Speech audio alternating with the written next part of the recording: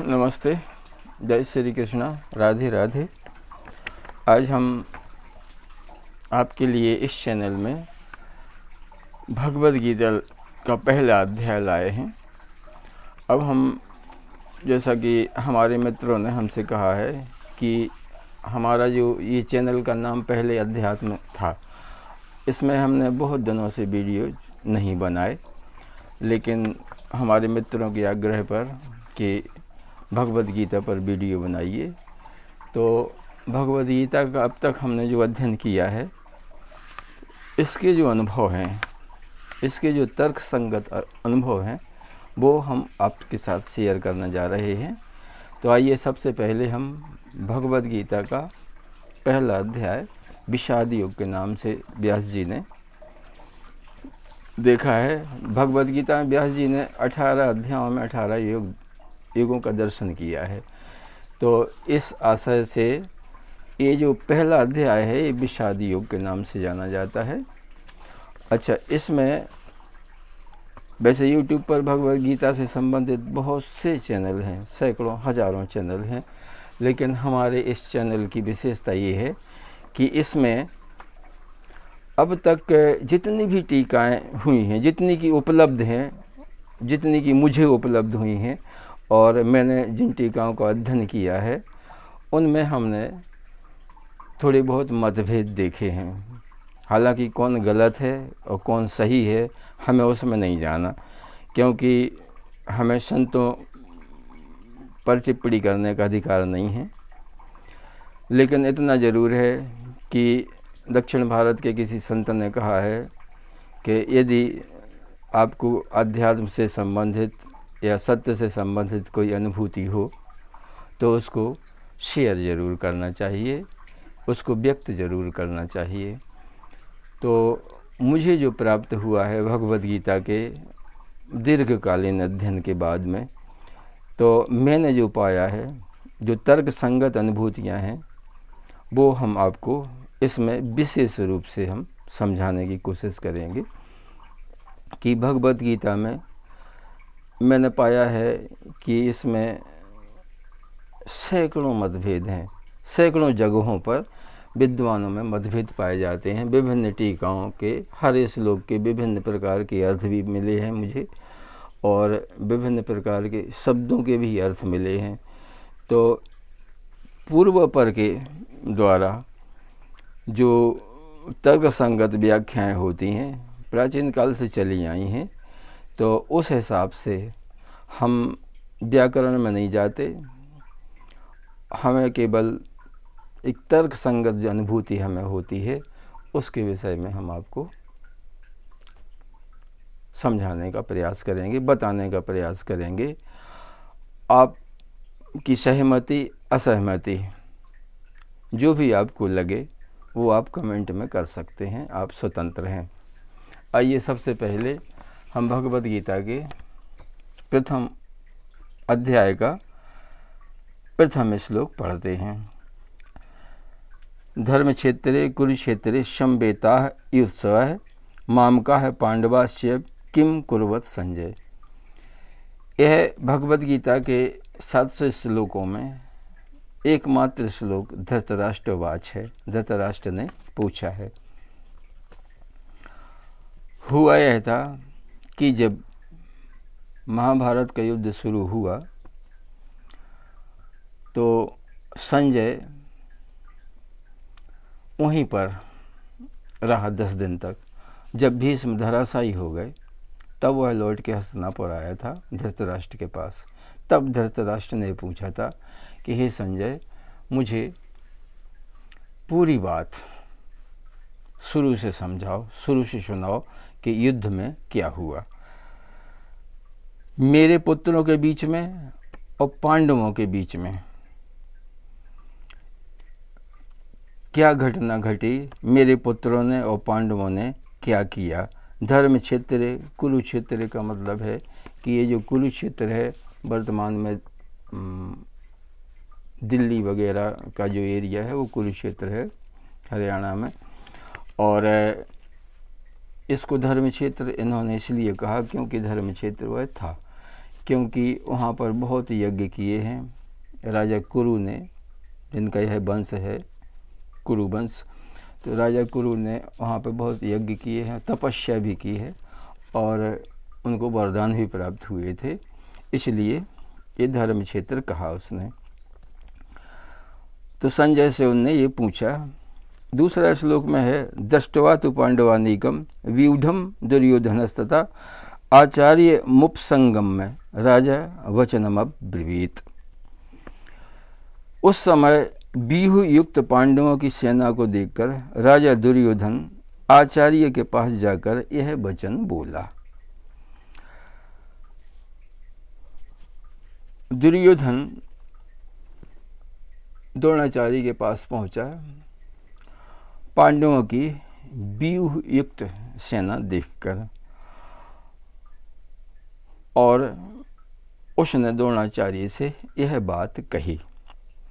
पश्यताम पांडुपुत्राणाम आचार्य महति चमुम व्यूढ़ाम दुर्पदपुत्रेण तब शिष्येण धीमता। हे आचार्य, पांडुपुत्रों की इस बड़ी भारी सेना को देखिए जो द्रुपद के पुत्र द्वारा व्यूहाकार खड़ी की गई है, जो कि आपका ही बुद्धिमान शिष्य है। उसने धृष्टद्युम्न की ओर पहले इशारा किया। धृष्टद्युम्न जो था वो पांडवों की सेना का सेनापति था। कौरवों की सेना का सेनापति पितामह भीष्म थे। तो दुर्योधन द्रोणाचार्य के पास जाके कहता है कि देखिए आचार्य जी, ये जो द्रुपद का पुत्र है धृष्टद्युम्न, ये आपका शिष्य है। इसके द्वारा महती चमुम, यह बहुत ही विशाल व्यूहाकार खड़ी की गई है ये सेना, इसको आप देखिए। अब आगे और भी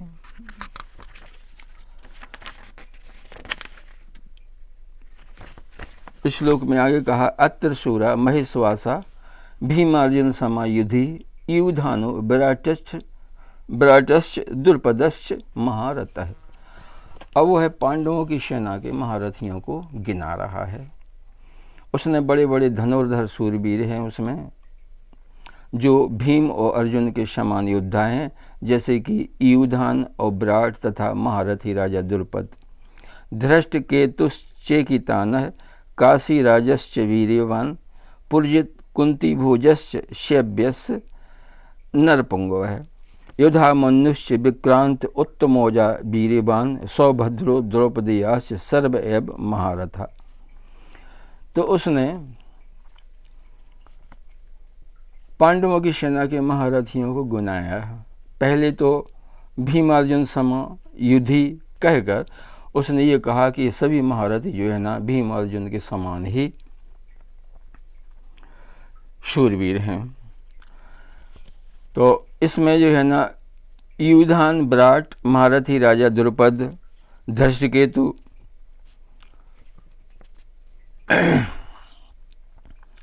चेकितान, काशीराज, पुरजित, कुंतीभोज, शैब्य,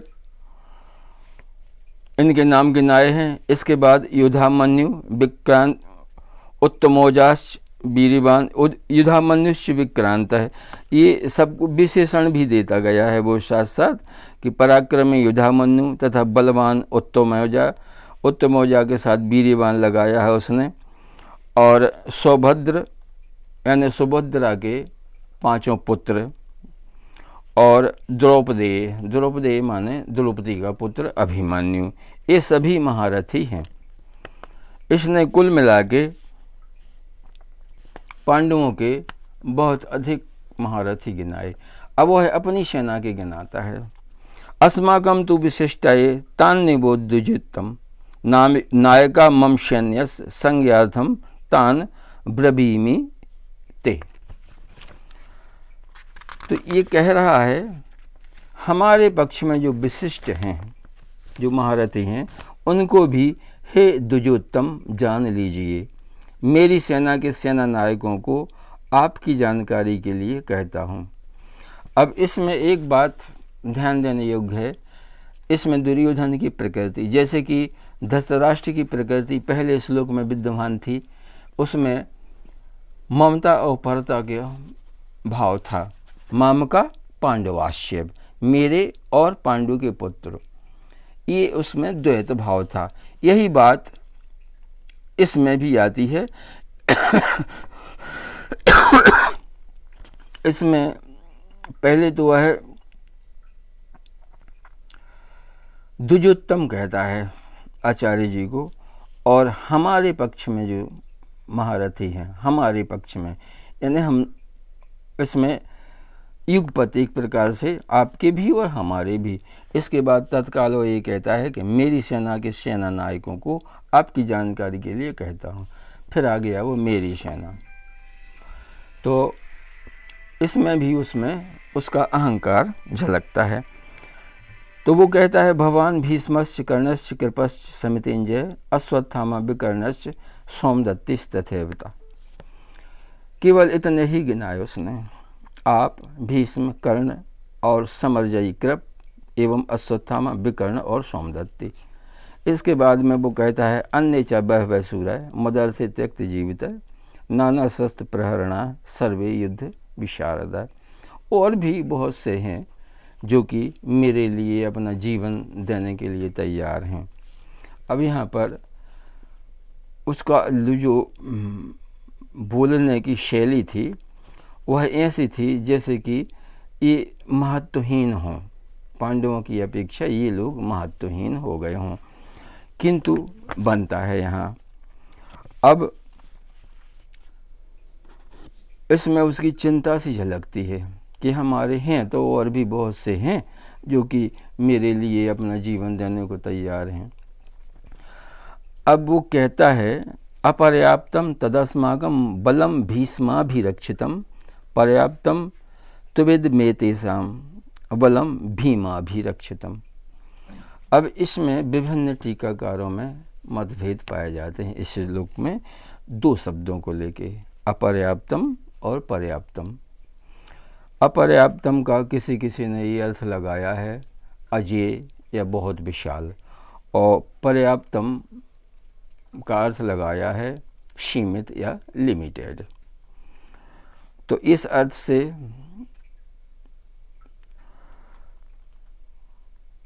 अब इसमें एक बात और है, बहुत ध्यान देने की बात है कि इसमें आया है बलम भीष्माभिरक्षितम और बलम भीमाभिरक्षितम।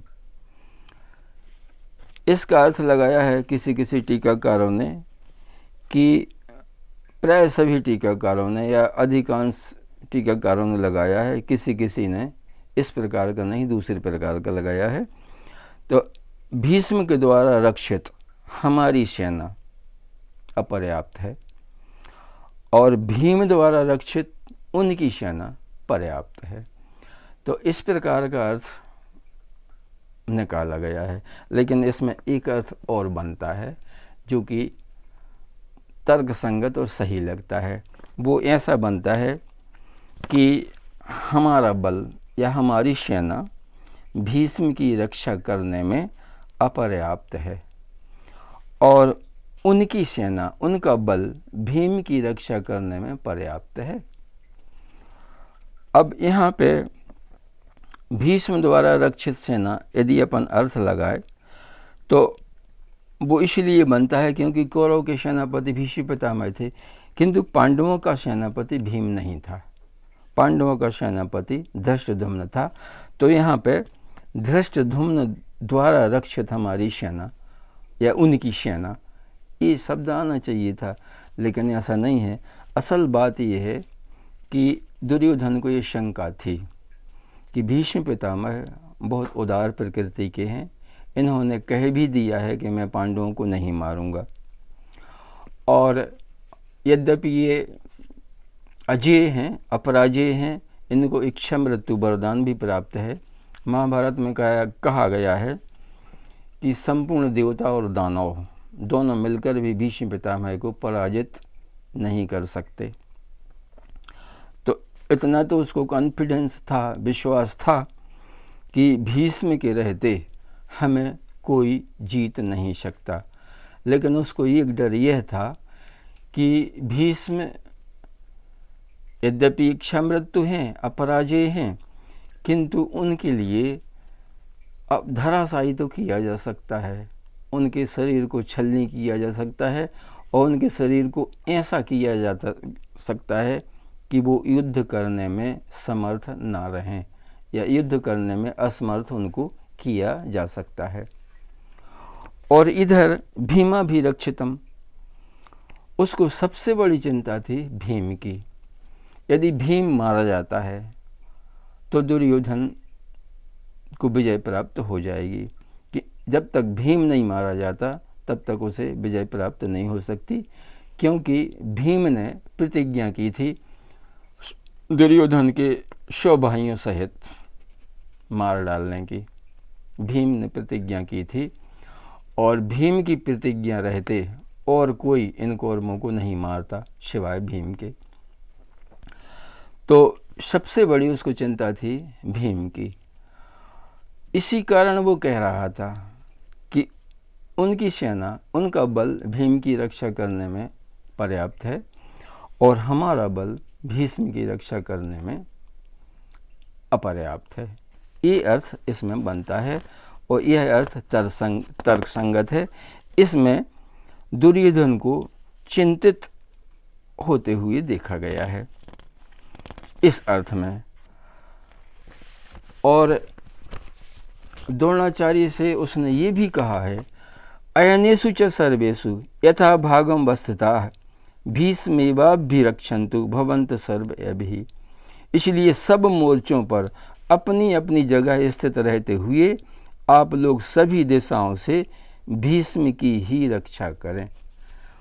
उसने सब महारथियों से ये कहा है, द्रोणाचार्य से कहा है कि आप सब अपनी अपनी जगह पर स्थित होकर भीष्म की रक्षा करें। भीष्म पे कोई ऐसा वार न हो जाए कि वो युद्ध करने में असमर्थ हो जाएं। ये चिंता उसको सता रही थी। और भीष्म उसको देख रहे थे।